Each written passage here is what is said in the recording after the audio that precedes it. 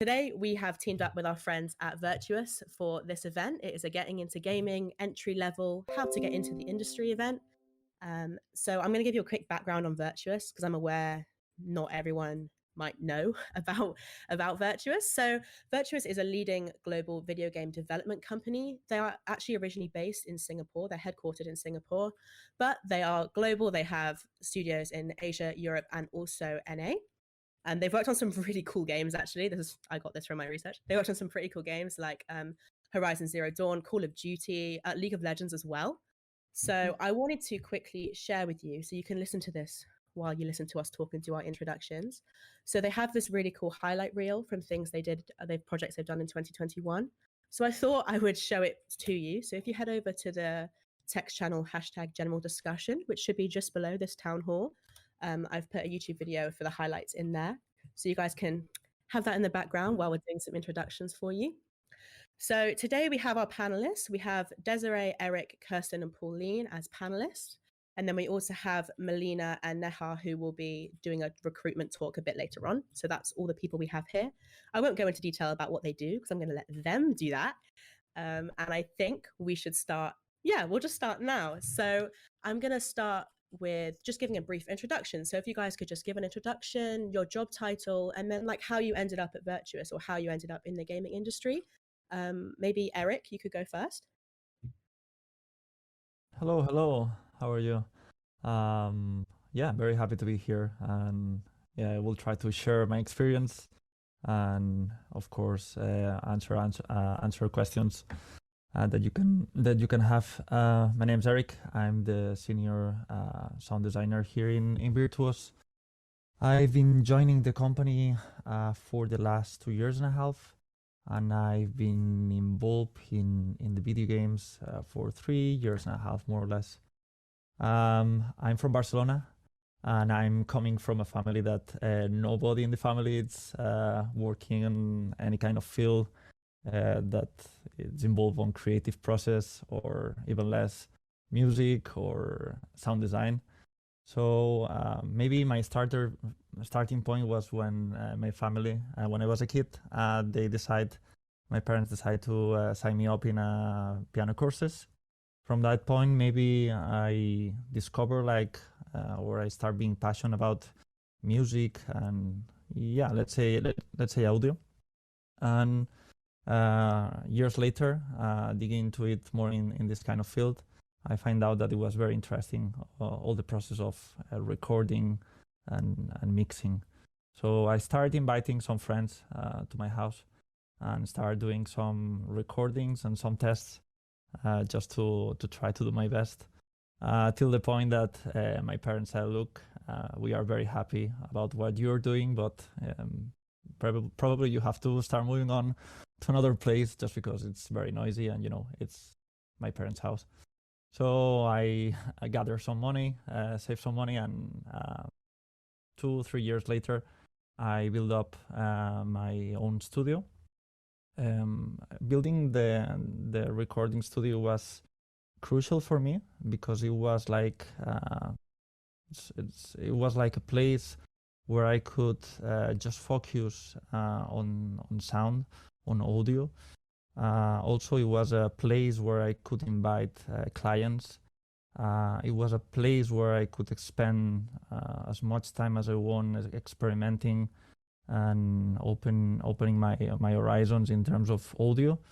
And from that point, I got the chance to work on films. I got the chance to work on advertisement. Also, I work on documentaries. I did some sound design. I mix. I record. I went outside and record and did field recording, and also doing music for this kind of audiovisual media. Years later, I got the chance to work on a project that it was video games project and was coming from a group of students. And for me, it was completely new, this world of video games. I thought that it was very interesting, but I didn't know anything about video games in terms of sound design and music. And I just decided to jump into the pool. And I find out that video games, it's a completely non-linear experience. So, for example, when you are working on a film, you know that maybe in the minute 1:30 there's an explosion and there's a sound that has to be there. But in video games, it's not linear, so everything it's depending of the experience of the player.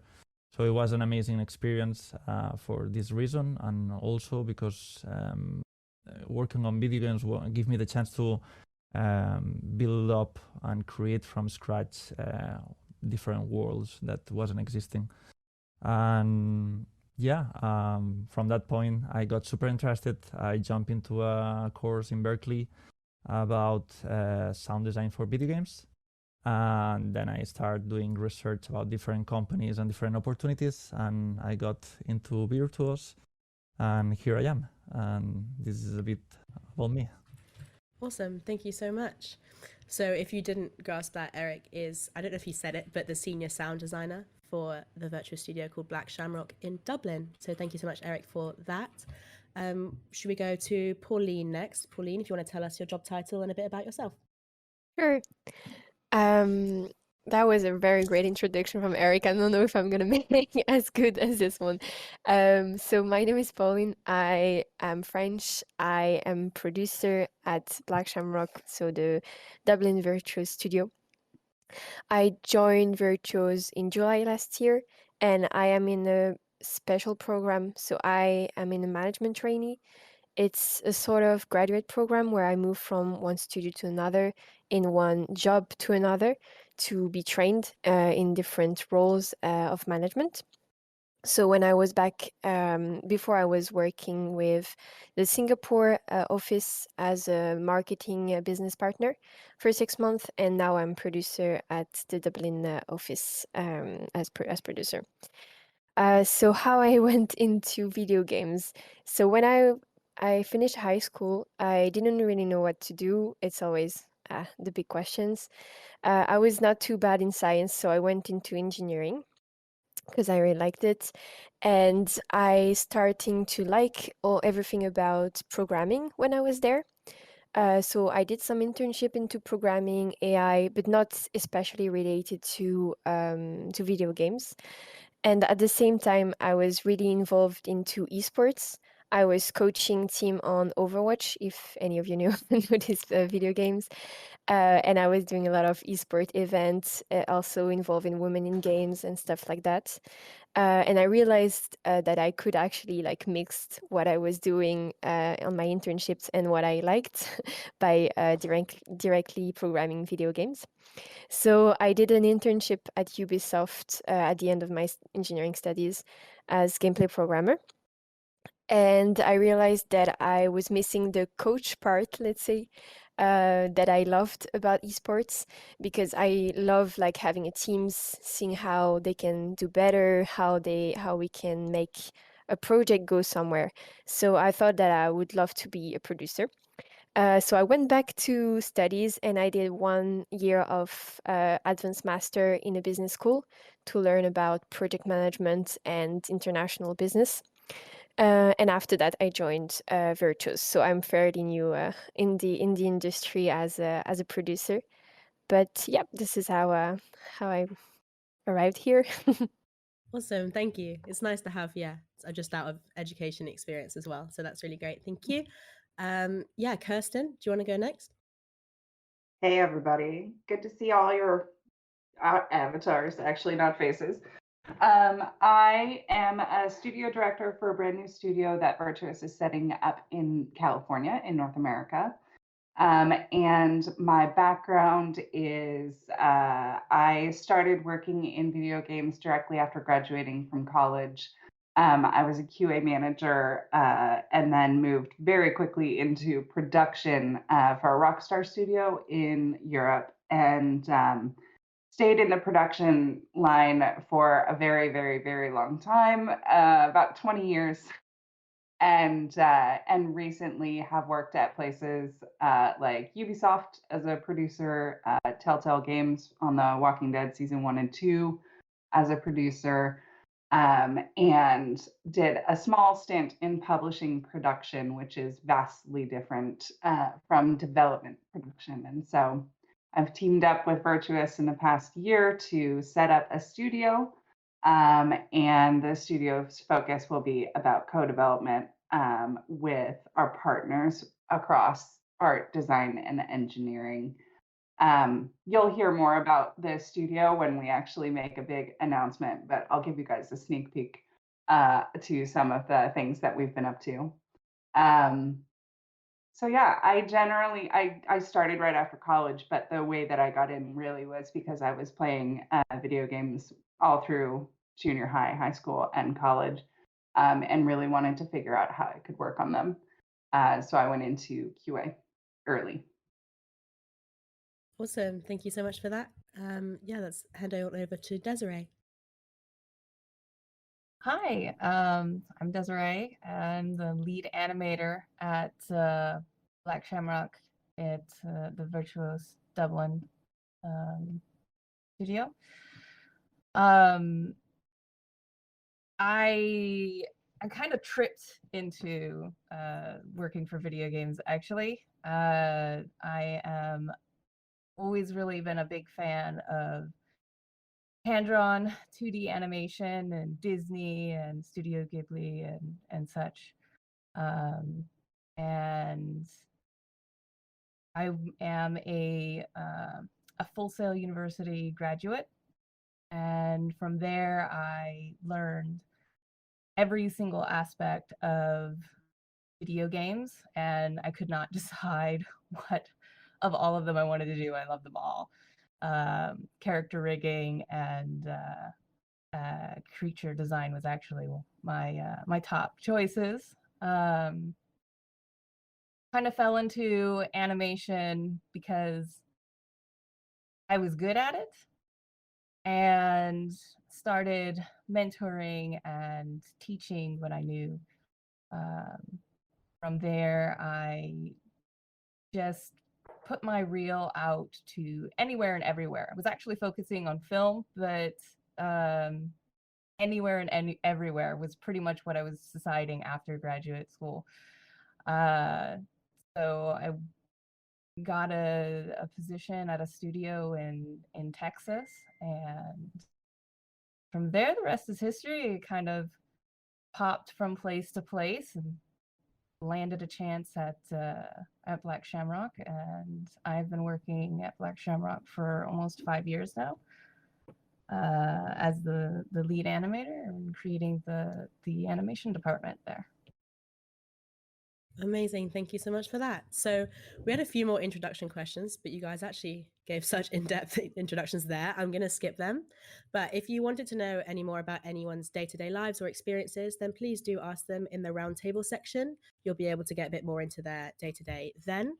But for now, we'll go more on to general entry-level discussions. So the first kind of question we want to look at is, what kind of job titles should people be looking for if they're trying to just get started? I think there's a lot of fancy words that get thrown around, and a lot of people don't actually quite realize, there's not one word for each specific thing. So yeah, if we could just go around and then kind of think like, what kind of jobs should they be looking for? Are there specific names? Is there specific things in a job description that might suggest that it's that kind of role? That kind of thing. If anyone has any ideas, maybe where you started, what your roles were kind of called, that kind of thing. If you want to start with, let's switch it up a bit. Let's start with Pauline. Actually, when I was looking for, I wanted to be producer, but it's not always easy to start as producer. Many people start as QA, or I know producers that have been doing like design before. Like it's not really an entry level, but there is some internship that's there is graduate program like mine, of course. This is a really great entry level thing. But there is also internships, and I'd say there is the associate role of producer sometimes that can be easier to take when you're in when you have less experience. But I would be happy to have maybe the HR feedback for this, because I guess it depends also on the company.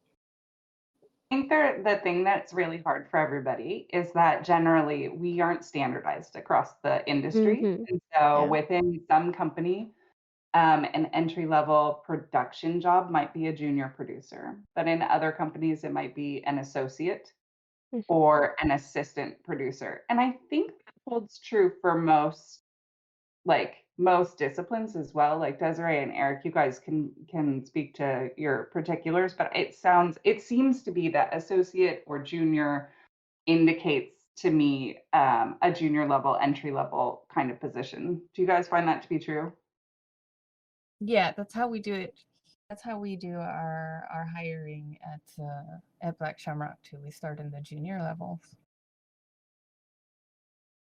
Yeah, the same here. It's junior levels, but also depending of the company. So most of the companies have like the position of sound designer, and you are doing a little of everything there. But depending of how big is the company, you can find out in the kind of audio field, like audio programmer, Foley artist, BO artist, and different specific roles, but also depends of the company. Yeah, okay. Really, some good advice there. Thank you so much. So if we were to find an entry-level game development job, they generally are incredibly competitive and end up, being snapped up. Especially we find at Hitmarker, they are snapped up within days usually. So do you guys have any hacks or any tips and tricks for how you can stand out against, other people also applying for the job? So yeah, things like maybe any extra things you guys did like in your free time or anything like that just might make you pop out a little bit more from the average candidate. Sorry, we'll start with Desirae. There you go. Or Eric. Yeah, go for it, Eric. Oh, sorry. I would say that try to know as many, on my case, to know as many softwares as possible. Just because depending of the company, they use different softwares, and of course it's difficult about knowing 100% everything about each one, but at least have like a basic experience or knowledge about different softwares. I would say also that so when it comes to standing out among like CVs and your reels, and we look at dozens of them, and some of the things for at least for animation is that making someone laugh will always bring attention to you. So doing comedy on your reel is always nice, but showing kind of the desire to get better, to the improvements, even on your reel, is really important. Desirae, that's really interesting. Because that means that what you're asking for, what you like to see is like early stage or like early versions of an animation and then improvements throughout the reel, and like maybe a comedy moment. But do you want like a comedy reel, or do you want like a moment or two to catch attention?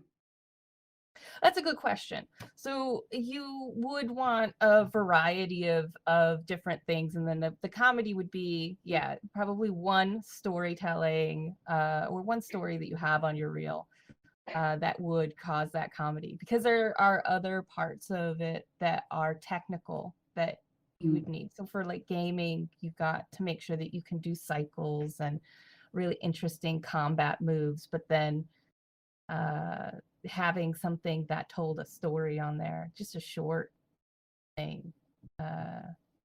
Not if it's not there, that's not the end of it, obviously, but one of those things that can catch people's attention is if you make them laugh or giggle. Yeah, I think I'm obviously not an artist, you guys. I've been in production my whole life. I can draw a stick figure maybe. But usually when we're kind of like reviewing for art 3D or 2D, generally we like to see a varied style within the portfolio, so you're not just going in one specific style as well. So I'd recommend, if you are going into art of any kind, show the breadth of what you can do. And However, go ahead. also make sure that you have it tailored to your game studio, because if you're applying to a game studio that only does first person shooters, then you're not going to do like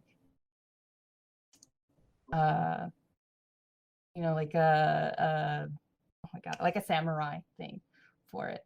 That's true. You would want to tailor it to the game that you're wanting to actually participate in animating or participate in doing anything with. From like the production side, things that I look for when I'm looking for people to get started in the industry, or how people can stand out as an applicant, generally speaking, I like to look at like resumes of people who are interested in learning a lot about the industry. Maybe they don't have experience in every single discipline, but they're eager to learn. And I know that's hard to convey in like a written format or a CV or something like that, but you can definitely use cover letters to express like your desire to learn new things and have exposure to different types of the development at different phases. And generally having an understanding of the production process for video games from pre-production to post-launch is a really good thing to be able to show. Yeah, I think something to show as well that you are really interesting and you're eager to learn, and also interesting by this industry in particular, is that if you did any project on your own, even outside of school, outside of anything that you were like you had to do, but you really like went there and tried for yourself to make something, to understand how the software is working, to understand even stuff that are a little bit outside of your scope, but it really shows like, okay, this person really wants to to create games, really wants to be in this industry, and he's not just waiting for someone to hire him to go and do it. He's actually already doing it, and I think for me it's making a difference, in my opinion, because you show that that's really what you want. It's because it's different to like love video games and actually wanting to make them. So I think it can be something that makes you pop out, for sure.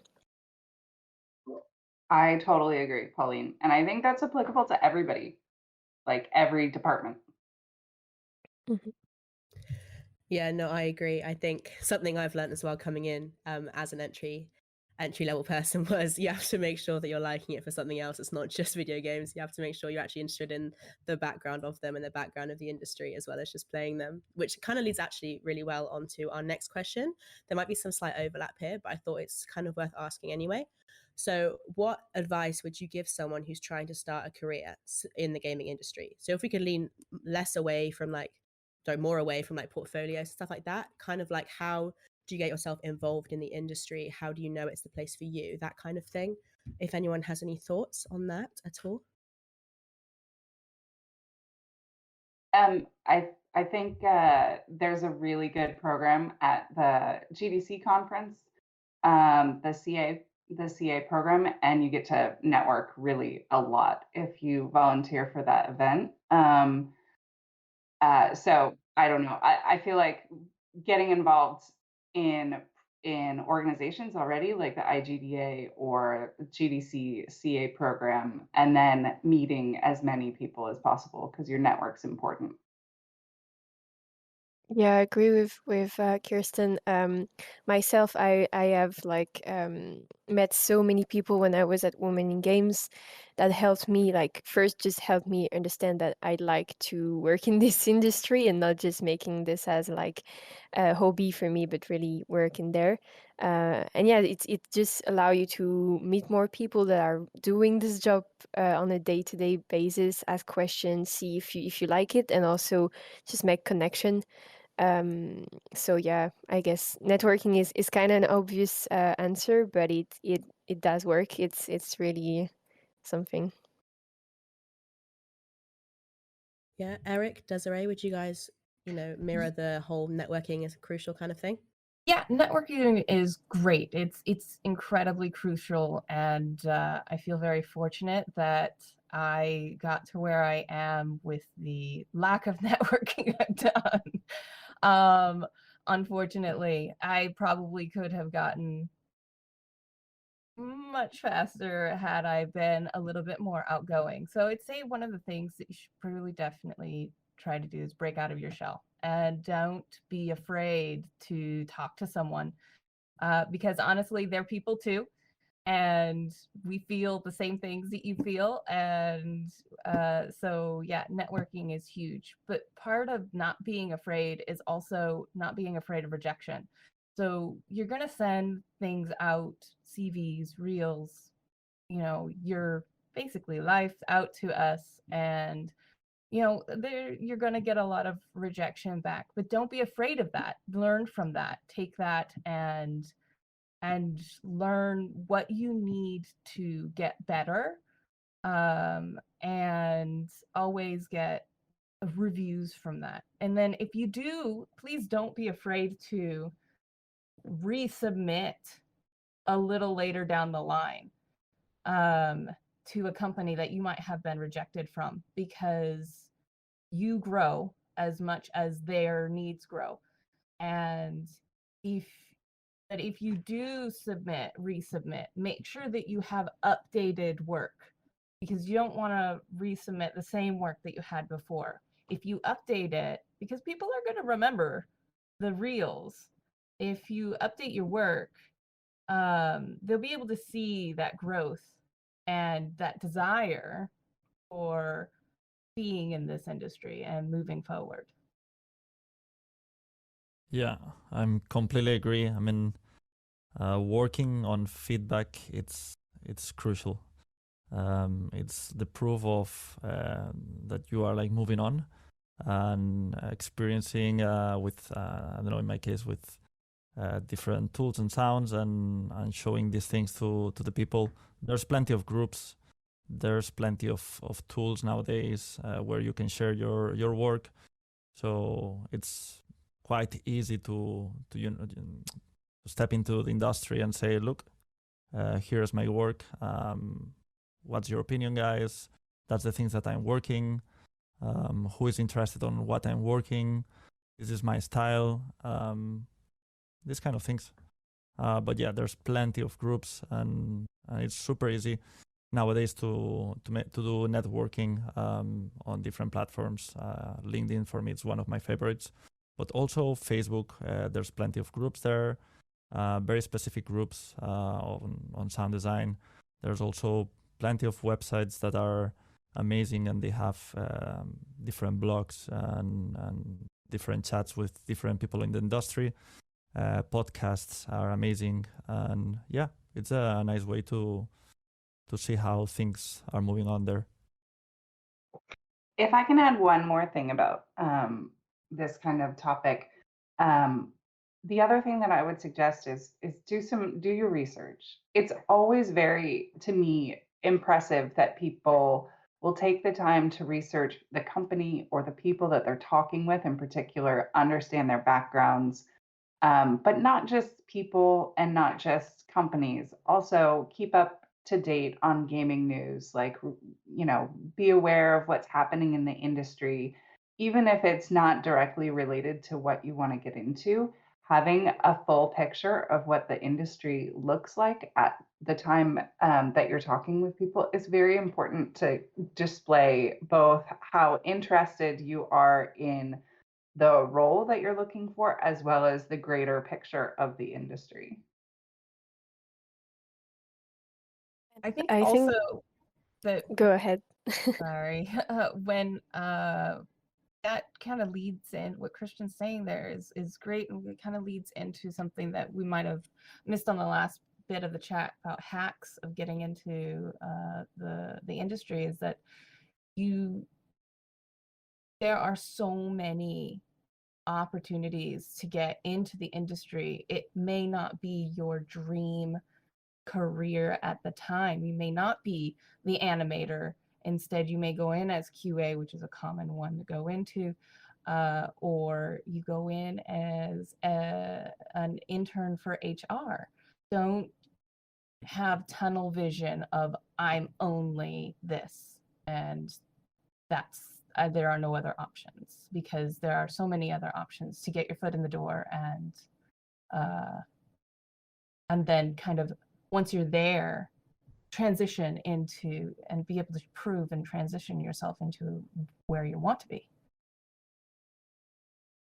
Yeah, I think that's really close to what I was going to say, because same for me. I really wanted to go into this industry, like, and I know how difficult it is to find your first entry job. So I was applying to everything and anything, and I was like, I just want to be able to go there, and then once I'm here, I'm gonna show everyone that I want to be a producer. And what I did is I saw when I was actually in Singapore, when I saw the an internship opportunity for Virtuos as marketing intern. I didn't really want to work in marketing, but I looked at Virtuos and I really liked the company. I was like, okay, that's really what I want to do. So I just went there. I had the interview with the marketing director, and within like 10 minutes he saw that, okay, you're not really into marketing. What do you really want to do? So I explained him what I wanted to do. We had a really great chat. He saw that my profile was nice, and he basically like tell me, okay, the CEO of the company is in the next room. Do you want to meet him right after and have a chat with him, because we have this graduate program and it might be a fit for you? So I basically went for an interview for a small marketing internship, and I ended up talking with the CEO of the company about the graduate program. So really don't hesitate to go in there and apply and talk. And I mean, the worst that can happen is you have an interview on something that you don't really like. Okay, then fair. You get better at being interviewed, which is always a good point. But the best scenario is you get connection, and maybe you'll get connection to something else or to someone else. So yeah, don't hesitate to go apply for the stuff. And I would say also apply for stuff even if you don't check all of the box. I know, Kirsten, you were the one who talked about it last time. Like, sometimes you don't feel like applying to a job because you don't like check all of the boxes that are in the application. But sometimes it's okay. You can still go and give it a try. So yeah, just don't hesitate. Don't be shy to go out there and talk to people and apply. Amazing. Thank you, Pauline. And everyone else, obviously. So actually, we only have time for one more question, and then obviously we'll do a Q&A, guys. Don't panic. But this question, we've kind of covered already, but we were just wondering if there's any advice or any, words of wisdom you have for some people that have been trying to get in the industry for a long time, but just haven't quite seemed to land a job yet. I think the gaming industry, as we've already said, is really quite competitive, and I think it can become really disheartening to a lot of people. So is there any specific words of wisdom or words of advice you can give anyone out there who feels like they've applied to everything and it just hasn't happened for them yet? Well, don't give up. That's Okay. it's very, very important, and keep trying. At the end, you just need just one yes from, I don't know, 100 no's. Yeah, that's kind of the main one, of course. But I would say that continue updating yourself about new things about video games, new games. I would say also that YouTube is like kind of the new college. So it's plenty of ways of learning new things.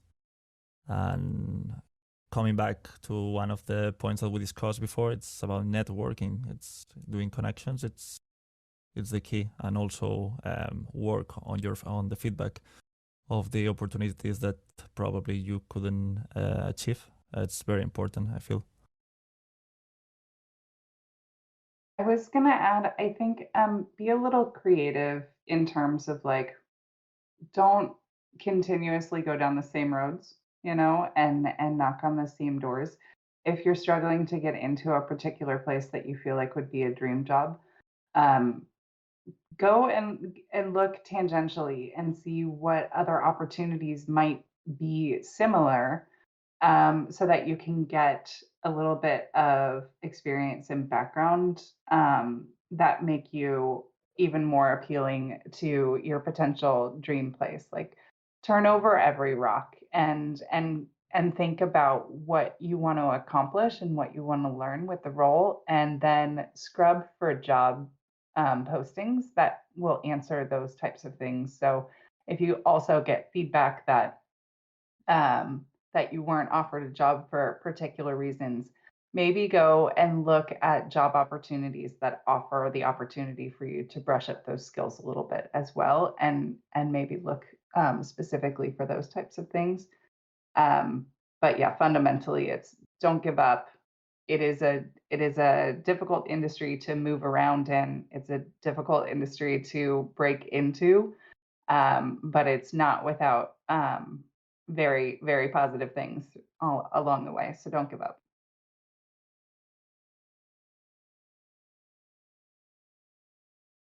Awesome. Thank you for that. Yeah, that would be my advice. It sounds a bit sad when you hear it so many times, but just don't give up on that. Thank you, panelists, so much. We'll come back to you guys in a minute for the Q&A section. But right now, we're going to hear a little bit of recruitment advice, little recruitment about Virtuos, at Virtuos with Milena and Neha. So I think Milena's going to start, but they're just going to run you through some different tips and tricks and things about recruitment and for them at Virtuos. So go for it, Milena. Yeah, thank you. I'd like to first introduce myself and say a bit about Black Shamrock and then obviously the tips. So hi everybody, it's great to speak with everyone today. I'm Milena and I'm a recruiter. Like Kat said, I am located in Dublin and I work with Black Shamrock, or for Black Shamrock, one of the Virtuos studios.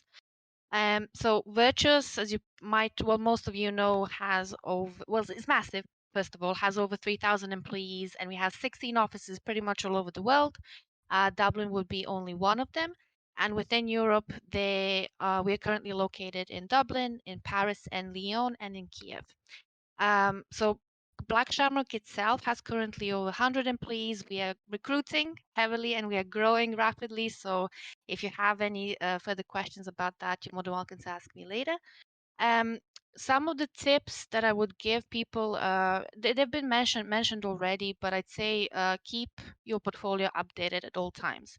This is very important, and especially if you have some pieces in portfolio that you're not too proud of, that you've done a few years ago, a few months back, it's still beneficial to keep them, because whoever's looking at that can see the way you evolve through time, and that's never a bad thing.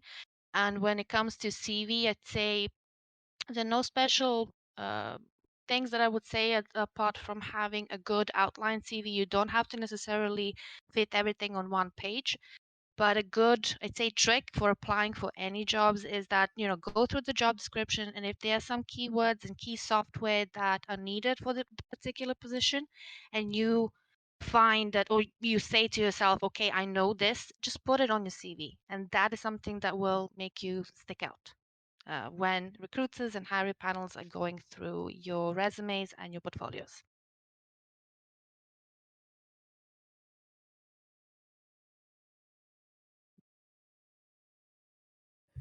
Yeah, Neha, do you have anything to add to that? Yes. Hi, everyone. Happy to be here. Hi, I'm Neha. I'm the Senior HR Manager for Virtuos North America. So, yeah, as Milena mentioned about Virtuos, we definitely have a lot of studios here in North America as well. We have a concept art and illustration studio up in Montreal, and we have an animation and rigging studio down in Los Angeles. As Kirsten mentioned, we are planning to have a new studio down the line in, San Francisco Bay Area. So more to come on that. But to add, how you can more stand out, I would say if you're already studying, networking is definitely the top thing. Network. Look out for job boards within your career page if you're already studying, or there are various organizations you can be part of. There are a lot of employers as well who goes there for talks, attend those, network with them. We at Virtuos highly, I think, interact with students. We believe in a lot of bringing in the new talent. straight out of college. So we also have, focus a lot on training and development. So yeah, I would say just don't afraid to reach out. And as Milena also mentioned, even if you don't check all the boxes and still do, just reach out to the recruiters that have posted the job, and that also shows your passion and drive towards the role. Yeah. Yeah, and just to add to what Neha said, don't be shy to ask for feedback at all. And when you receive that feedback, utilize it and see what you get out of it. Yeah, and there are so many entry level positions, as some of our fellow colleagues have mentioned as well. Yeah, just look for it. Look the field that totally resonates with you, where you want to get into.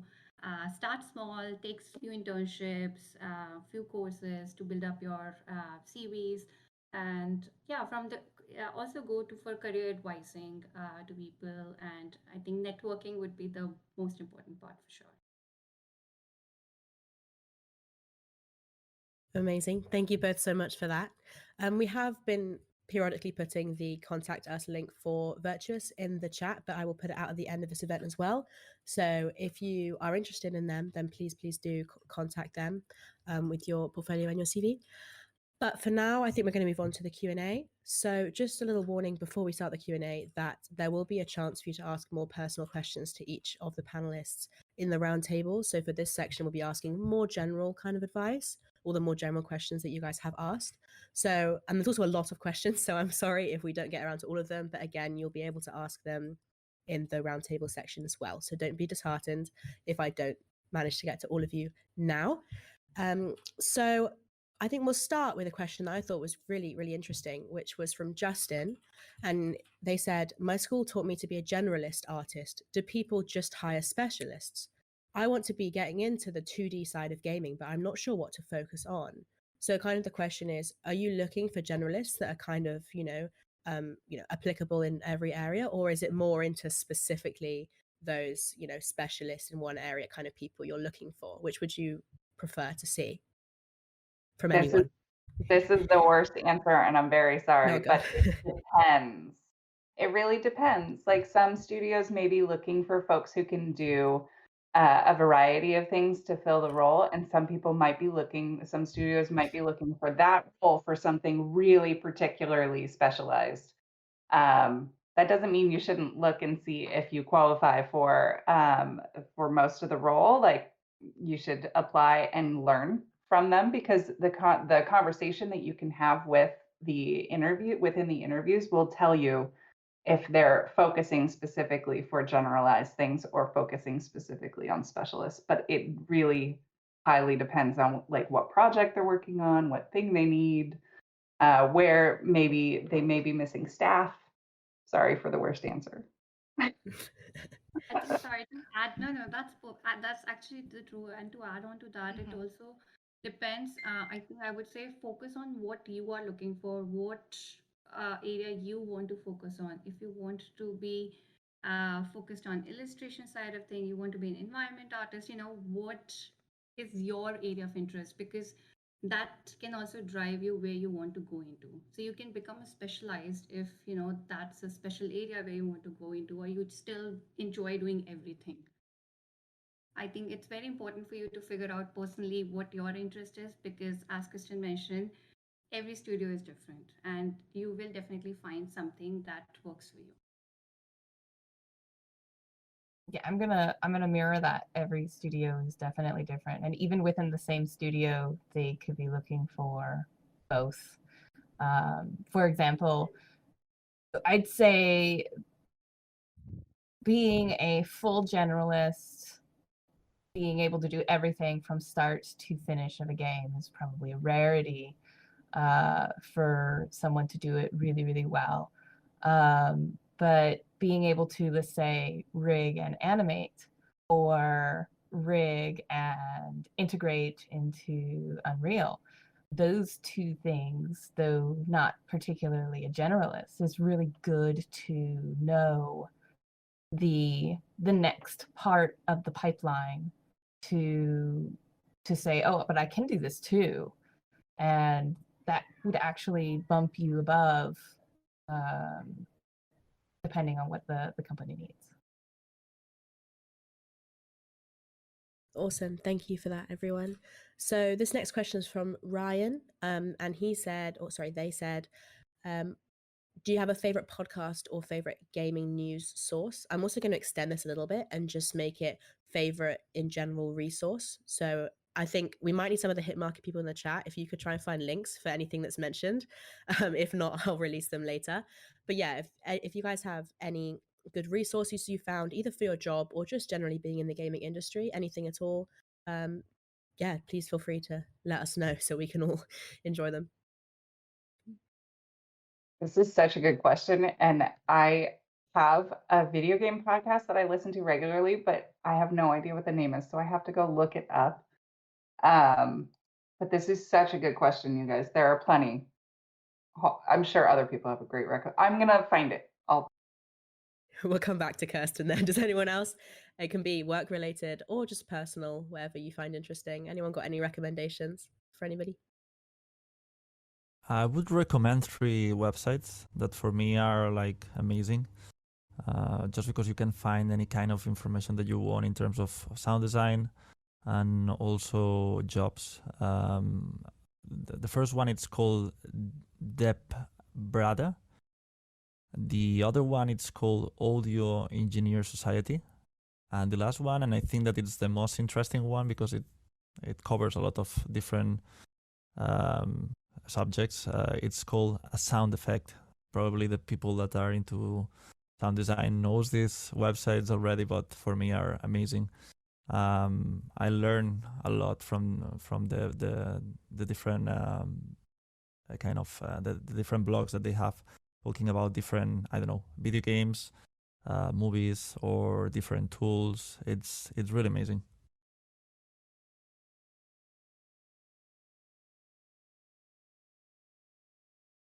Anyone else have any glowing recommendations? I linked it in the chat. Oh, sorry. No, I linked it's okay. it I in was the just chat if you guys want to find that podcast that I was talking about. It's the Game Maker's Notebook. It's really interesting. Thank you, Kirsten. I was gonna say I'm much like Kirsten. I have several, but I honestly don't know what they are. I have them bookmarked and I just kind of move over to them. I'd say one of the things that I do on a daily basis, because I'm a very visual person, but it's not necessarily just for gaming. It's for just artistic reference. Believe it or not, is Instagram, and I follow so many different artists, and I follow other animators. There are several that break down animation step by step, showing you the stages on how to do that. I will try to get those information and send it to Kat before this is over, hopefully. Yeah, that's fine. I listen to a lot of podcasts I don't know the name of. So yeah, if you have any of them, just send them my way and I'll let you guys, all of you listening, know about them later as well. So something that we haven't really touched on, but I hear a lot about is there any advice for people that are trying to shift into the industry? So they're not necessarily entry as in they don't have experience, but they don't have experience in the video game industry themselves. We get a lot of people that have been in other industries for quite a long time and want to make the shift over to games, but it can be quite difficult. So does anyone have any advice for that? That was from I'm so sorry I lost the question, but it was from someone, so thank you for that question, whoever it was. I would recommend for things like that to basically make your resume or CV kind of call out to the things in the job description, like how your previous experience maps to the role that you're applying for. I would also personally advocate for a cover letter explaining why you'd like to transition and how that makes sense. But I know not all hiring managers like cover letters. No, but actually, I would give an extreme example to what Kristen said. It actually happened. So it's weird. Somebody from, the weirdest example I would give, somebody from police, he has worked in police department for long.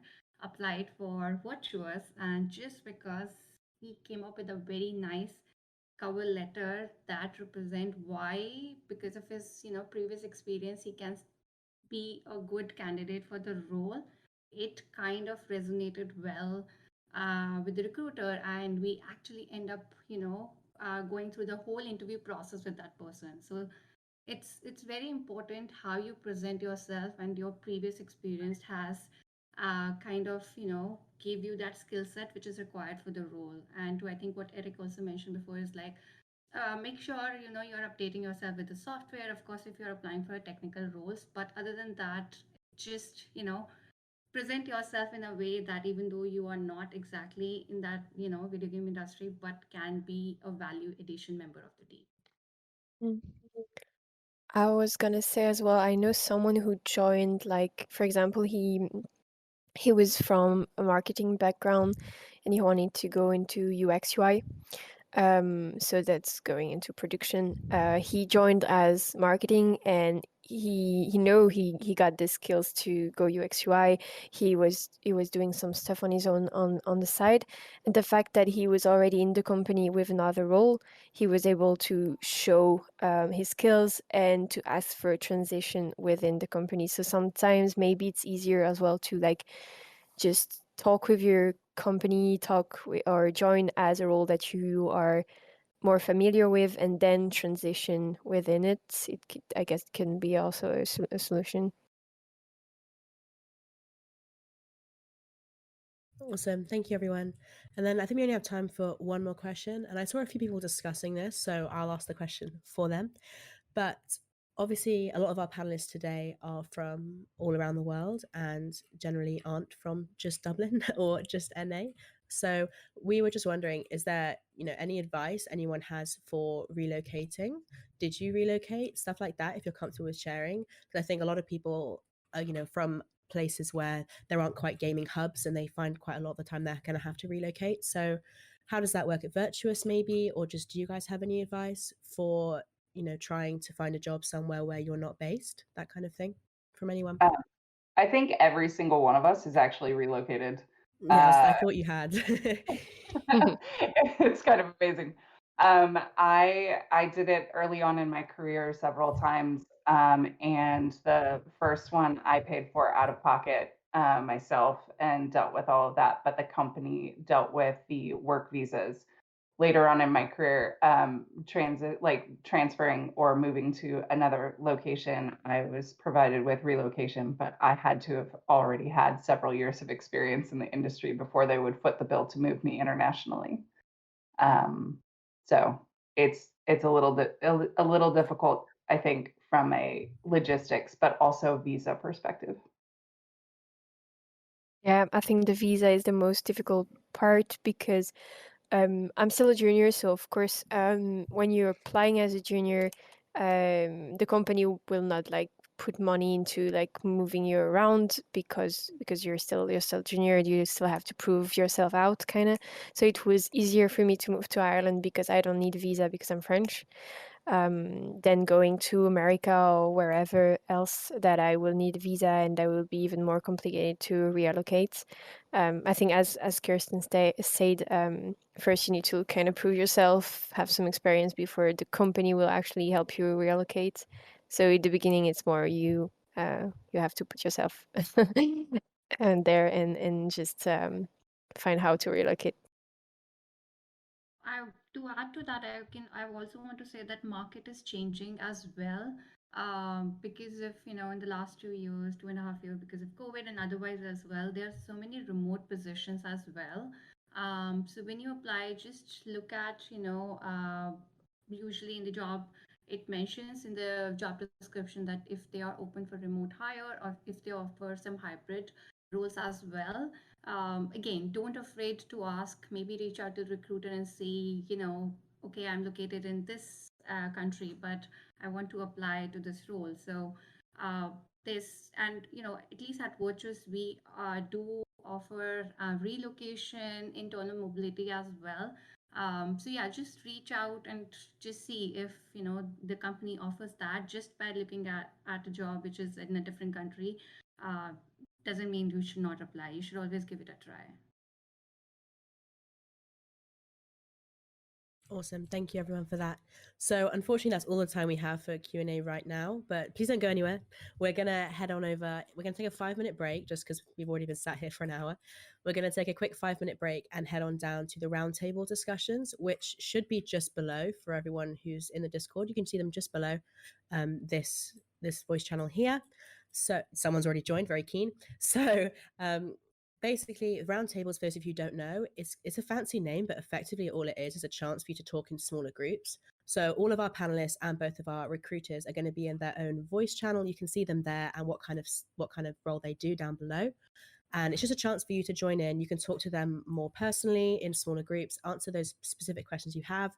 And I'm sure Milena and Neha will be willing to talk about more specific recruitment, CV, portfolio kind of questions as well. Milena is an EU recruiter and Neha's NA, if that helps anybody. So yeah, we're going to take a quick break and we'll be back about 7, just after 7. So if you feel free to move down to those channels right now, and you can hop between them, ask your questions, flip back and forth between them if you feel like it. But it'll just give you a chance to talk to the people that you might have more in-depth questions about. And any questions you haven't had answered here, I'm sorry, but you can ask the more specific people in that. So we're going to take a quick break. I'm going to end the town hall here, but please everyone do move over and we'll continue discussion over there. All right, thank you again so much to our panelists for doing this with me and bearing with us. But yeah, so we'll see you in 5 minutes, everyone. Don't go anywhere, please. Thank you so much. Thank you guys. Yeah. Thank you very much. Thank you.